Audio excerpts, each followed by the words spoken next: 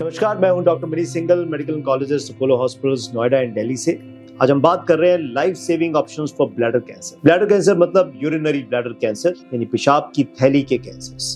पेशाब की थैली के कैंसर्स अक्सर ठीक टाइम से पता चल जाते हैं, अर्ली स्टेज में पता चल जाते हैं, बिकॉज पेशाब में ब्लीडिंग उसका सबसे पहला सिम्टम होता है। कभी भी कोई ब्लीडिंग होती है तो इंसान चौकन्ना हो जाता है, डॉक्टरी सलाह लेता है और अक्सर ब्लैडर कैंसर्स टाइमली पता चल जाते हैं। इसका मेन ट्रीटमेंट होता है TURBT यानी trans urethral resection of the bladder tumour, जिसमें दूरबीन के जरिए कैंसर को कुरेद के निकाल दिया जाता है। उसकी ग्रेडिंग और उसकी स्टेज के मुताबिक आगे का ट्रीटमेंट प्लान किया जाता है, जिसमें कई बार इंट्रावेसाइकल BCG दिया जाता है, यानी कि पेशाब की थैली के अंदर BCG दिया जाता है। BCG हम सब लोगों को मालूम है, जो कि TB की एक वैक्सीनेशन है। उसको ऑन्को BCG को पेशाब की थैली के अंदर भी दिया जाता है।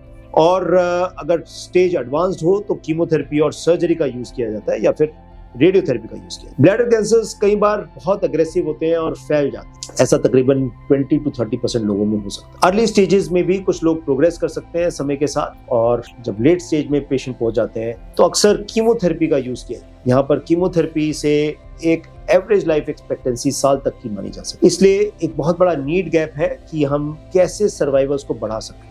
यहाँ पर सबसे पहली ड्रग जो सर्वाइवल को बढ़ाती है और कुछ लोगों में लॉन्ग टर्म क्योर भी कर सकती है, वो है इम्यूनोथेरेपी। इम्यूनोथेरेपी के बहुत सारे फॉर्म्स हैं, बट यहाँ पर जो इम्यूनोथेरेपी यूज होती है उसका नाम है पेम्ब्रोलिजुमैब, जो कि एक तरह का PD-1 इनहिबिटर। इम्यूनोथेरेपी का बहुत सारा यूज है एंड उससे काफी ज्यादा अच्छे रिस्पॉन्सेज मिलते हैं।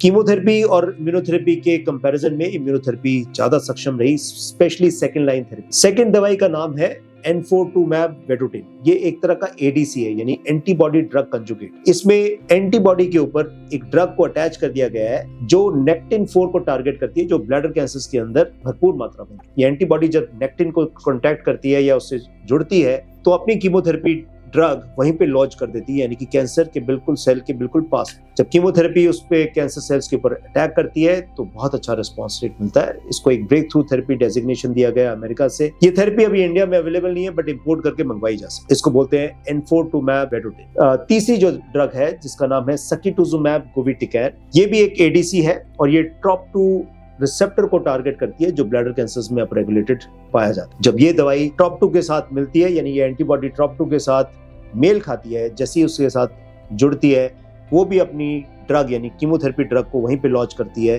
जिससे काफी सारे सेल्स को हानि पहुंचती है और कैंसर के ऊपर कंट्रोल पाया जा सकता है। काफी लोगों ने इन ADCs को इम्यूनोथेरेपी के साथ में कंबाइन करने की कोशिश की, जिससे रिस्पॉन्स रेट्स और ज्यादा बढ़ जाते हैं।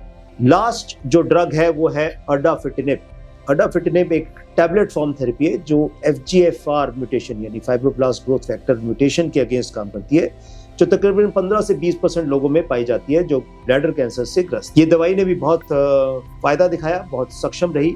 इनमें से कोई भी दवाई किसी भी सीक्वेंस में यूज करके हम ब्लैडर कैंसर को काफी हद तक कंट्रोल में कर सकते हैं। इस बात में कोई दो राय नहीं है कि early detection is the key. अगर हम अपने सिम्टम्स को इग्नोर ना करें और टाइमली जांच करा लें तो शायद हमें इन सब में से किसी भी थेरेपी की कोई जरूरत नहीं पड़ेगी, क्योंकि ये सारी थेरेपीज बहुत महंगी है, सक्षम भी है, बट बहुत expensive. So with this I take your leave. Thank you very much.